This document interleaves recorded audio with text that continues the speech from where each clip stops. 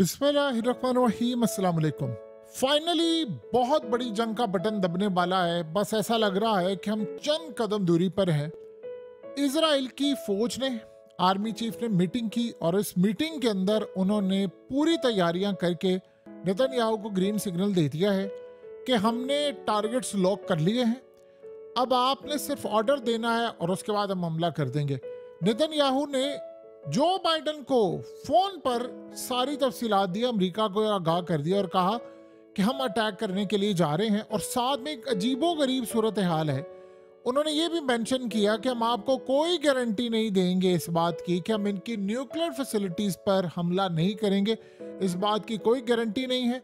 हम अपनी तमाम तैयारी मुकम्मल कर चुके हैं। अब वो जो टारगेट्स लॉक किए हैं वो जरा आप समझ लें कौन से हैं, क्योंकि इस वक्त जो बाइडन और ट्रंप के दरमियान एक रेस चल रही है कि कौन इजराइल की ज्यादा खिदमत करेगा।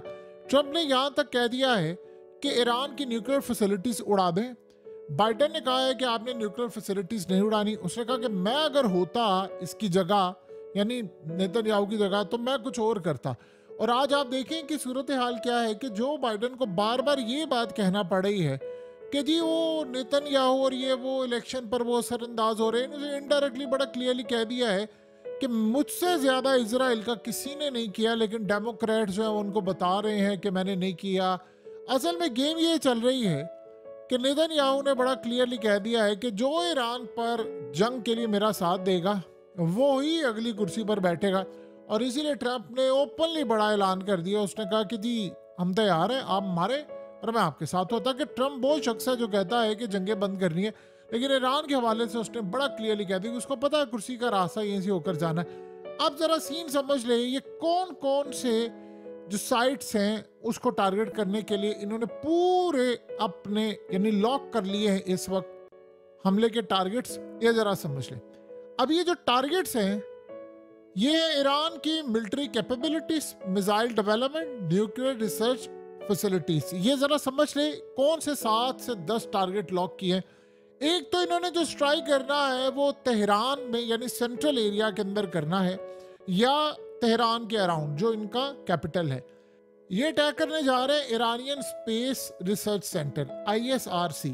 ये असल में होता क्या है कि ईरान के जितने स्पेस और सैटेलाइट के प्रोग्राम होते हैं और ये तमाम चीजें ये असल में हैंडल करता है। तो इससे ये करेंगे क्या कि ईरान को यानी ये इसको तबाह करेंगे कि ईरान सैटेलाइट बिल्कुल भी ऑपरेट करने में नाकाम रहे। इसके अलावा ईरान की स्पेस एजेंसी जो है, आपको पता है ईरान का सारा प्रोग्राम, सैटेलाइट का, मिसाइल प्रोग्राम, ये सारी चीजें, ये जो मिसाइल मारे हैं अभी इन्होंने हालिया पूरी तरह, जिसने इजराइल को तितर बितर कर दिया। 4-5 के करीब F-35 के तबाह होने की इतलात आ रही है। और इसी तरह ईरान का जो स्पेस कमांड हेडक्वार्टर है, ये सारे का सारा इन्होंने पहला प्लान ये किया है कि हमने इसको उड़ाना है ताकि ईरान दोबारा हम पर हमला करने की कैपेबिलिटी खो दे। यानी असल में इनको ये पता है कि अगर हमने ईरान पर हमला किया तो ईरान ने जवाबी हमला करना है। और आपको पता है कि उन्होंने अमेरिका को वाज़ेह कर दिया है कि अगर ईरान ने दोबारा हम पर हमला किया, क्योंकि दोबारा हमला है बहुत खतरनाक, इनका प्लान है कि हमने ईरान की न्यूक्लियर फैसिलिटीज को उड़ाना है। तो इनका प्लान ये है कि अगर आपको पता है कि ऑलरेडी वो कह चुके थे अगर हमारी न्यूक्लियर फैसिलिटीज को उड़ाया तो हम इजराइल का एटमी प्रोग्राम उड़ा देंगे। तो इस सूरत हाल में उन्होंने अमेरिका को आगाह कर दिया है कि अगर इन्होंने हमारी न्यूक्लियर फैसिलिटीज को उड़ाया तो देन हम उसके बाद जब ये अटैक करेंगे तो फिर जो हमारा रिस्पॉन्स होगा दोबारा जो इजराइल ने रिटेलिएट करना है उसमें वो कह रहे थे कि वो एटमी हमला भी कर सकते हैं। ये बड़ा उन्होंने क्लियरली अमेरिका को बता दिया है। अब ये तो इन्होंने स्पेस प्रोग्राम, खास तौर पर जहां से सैटेलाइट जाते हैं जिसकी वजह से ये मिसाइल सारे के सारे इजराइल जाकर हिट हुए, उन्होंने कहा कि हम अगर इसको तबाह कर देंगे तो दोबारा ये हमला करने के काबिल नहीं रहे। उसके अलावा जो सबसे अहम चीज़ है, इन्होंने डिफेंस रिलेटेड जो इनकी चीज़ें हैं, जो ख़ास तौर पर जो इनके डिफेंस रिसर्च है, मिसाइल टेक्नोलॉजी, साइबर वारफेयर के रिलेटेड ये प्रोग्राम तबाह करना है। उसके बाद इन्होंने करना है मिसाइल कॉम्प्लेक्सेस और फैसिलिटीज़, यानी ख़ास तौर पर तेहरान का जो मिसाइल प्रोग्राम है उसकी जहाँ पर प्रोडक्शन हो रही है, जहाँ टेस्टिंग हो रही है, जहाँ इन्होंने अपना स्टॉक रखे हुए हैं मिसाइल का, इसको तबाह करना है ताकि ये मिसाइल बना ना सके। यानी इनकी जो मैन्युफैक्चरिंग हो रही है, जहाँ पर फैक्ट्रीज हैं, जहाँ ये चीज़ें बन रही हैं, वो मिसाइल प्रोग्राम इसको इन्होंने हिट करना है।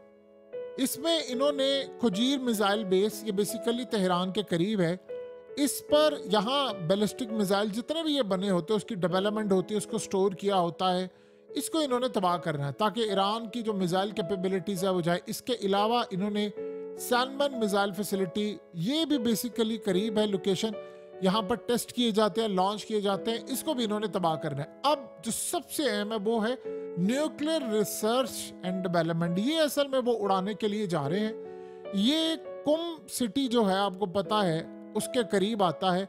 यहाँ पर अंडरग्राउंड फैसिलिटीज में सारे का सारा ईरान का जो एटमी प्रोग्राम है, न्यूक्लियर एनर्जी है, पोटेंशियल इनका जो न्यूक्लियर वेपन्स का है, इसको वो उड़ाने जा रहे हैं। और वो प्लान क्या कर रहे हैं, वो कह रहे हैं कि यहाँ पर हमने मारने हैं बंकर बस्टर बम, ये वो प्लान करें। अब बंकर बस्टर बम जो है वो जिस तरह इन्होंने खास तौर पर आपको पता है कि हज़रत नसरुल्लाह को मारने के लिए इस्तेमाल किए, ये कह रहे हैं एग्जैक्टली हमने मारने इसी तरह ताकि वो कई मीटर अंदर तक जाए और वहां पर जो कुछ भी है उसको वो तबाह करे। इसके अलावा नेतन्स जो न्यूक्लियर इनका कॉम्प्लेक्स है उसको भी ये उड़ाने के लिए जा रहे हैं। ये ईरान का असल में जितना न्यूक्लियर प्रोग्राम है उस पर खास तौर पर याद रहे, ये वाली जो साइट है ये माजी के अंदर इस पर साइबर हमले हो चुके हैं बहुत ज़्यादा। इसको इजराइल ने टारगेट भी किया हुआ है और याद रहे F-35 से भी इन्होंने टारगेट किया था। उस वक्त ईरान की कैपेबिलिटीज इतनी नहीं थी कि ये रोक सके। सो लिहाजा न्यूक्लियर फैसिलिटीज में ये चीज़ है, इन्होंने जाकर इसको स्ट्राइक करना है और ये गालिबन F-35 से वो करना चाहेंगे क्योंकि उसके साथ उन्हें न्यूक्लियर बस्टर बम यूज़ करना है। उसकी वजह ये है कि जब आप टॉप से ये काम करेंगे तो अंडरग्राउंड कुछ भी मसला नहीं होगा, जाहिर सी बात है वो डीप इनसाइड है। तो इसके लिए आपके जहाज अंदर तक घुसेंगे तो ये काम हो सकता है और इसके लिए जाहिर सी बात है ईरान की डिफेंस लेयर आपको क्रॉस करनी पड़ेगी, S-400, S-300 और बहुत सारी चीज़ें। और इसके लिए इस वक्त रूस मुकम्मल तौर पर इजराइल को मॉनिटर किए हुए है, वो एक एक पल की इतलात दे रहा है ईरान को। इसके बाद जो उन्होंने प्लान किया है वो एरोस्पेस और मिसाइल टेस्टिंग साइट है, यानी जो इनकी एयर फोर्स की तमाम चीज़ें हैं ये नॉर्थ वेस्ट ईरान में है। फिर शिराज के अंदर इनकी एक मिलिट्री साइट है जहाँ पर ये टेस्ट करते हैं अपने सारे मिसाइल प्रोग्राम को।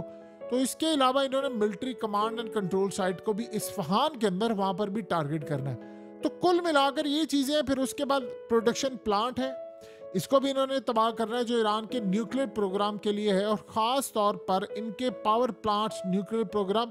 और जो सबसे अहम चीज़ है, इन्होंने चाबहार स्पेस रिसर्च और रॉकेट लॉन्च फैसिलिटी जो है साउदर्न साइड पर, उसको भी टारगेट करना है। तो कुल मिलाकर अगर आप देखेंगे ओवरऑल इन्होंने जो टारगेट लॉक किए हैं, इन्होंने मेनली बैलिस्टिक मिसाइल प्रोग्राम्स, खास तौर पर इनकी न्यूक्लियर फैसिलिटीज़ जो हैं उनको, और इनके एयर स्पेस के हवाले से या इनका एरोस्पेस के हवाले से जो चीज़ें होती हैं या सैटेलाइट प्रोग्राम, उसको इन्होंने तबाह करना। अब ये सारे के सारे जो टारगेट्स हैं ये लॉक करके बैठे हुए हैं, यानी हम इस काबिल ही ना ईरान को छोड़ें कि हमला या फलानी चीज़ें हो। देखिए दो चीज़ें यहाँ पर ये समझनी है कि दो ही काम होंगे। लेट्स से अगर हमला होता है, अभी तक तो ये सूरत हाल कन्फर्म इन्होंने कह दिया कि हम हमला करने जा रहे हैं, दो ही काम होंगे, या तो हमला होगा कामयाब या होगा नाकाम।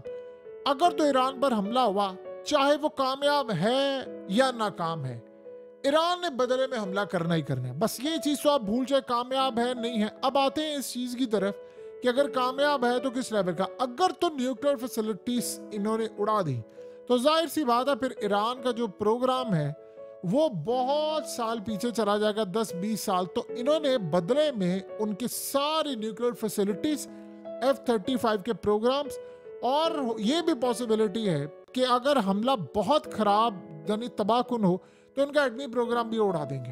यानी अगर उन्होंने उड़ाया तो ये उड़ा देंगे, क्योंकि अगर आपने न्यूक्लियर फैसिलिटीज उड़ा दी हैं तो फिर सूरत हाल क्या है। फिर ये भी पॉसिबिलिटी है कि हो सकता है ये हमला करें हाइपरसोनिक मिसाइल पे, उस पर न्यूक्लियर वारहेड लगा दें और वो सीधा जाकर वहां पर तबाह कर दे। तो कुछ भी सूरत हाल हो सकती है। बहरहाल वो तैयार हैं, उन्होंने कहा दिया हम हमला करने जा रहे हैं और उन्होंने अमेरिका को कह दिया है, यानी आप ये सोचें कि बाइडन को कहा, बाइडन की इस वक्त यानी टांगे कांप रही हैं। वो कहना ये चाह रहा है कि मैं तुम्हारा ज़्यादा मुलाजिम हूँ, मैंने तुम्हारे लिए ये किया वो किया।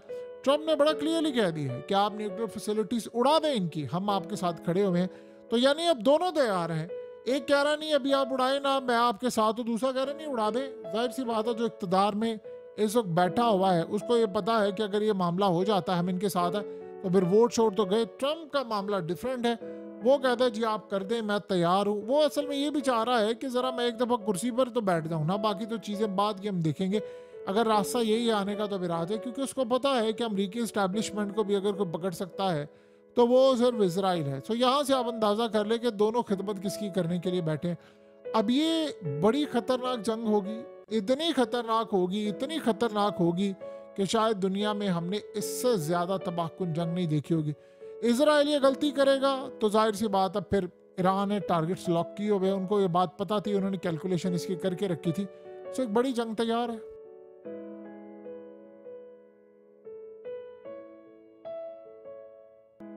हकीकत टीवी को सब्सक्राइब करना मत भूलें, वीडियो को लाइक करें, शेयर करें और कमेंट सेक्शन में अपनी राय का इजहार ज़रूर करें।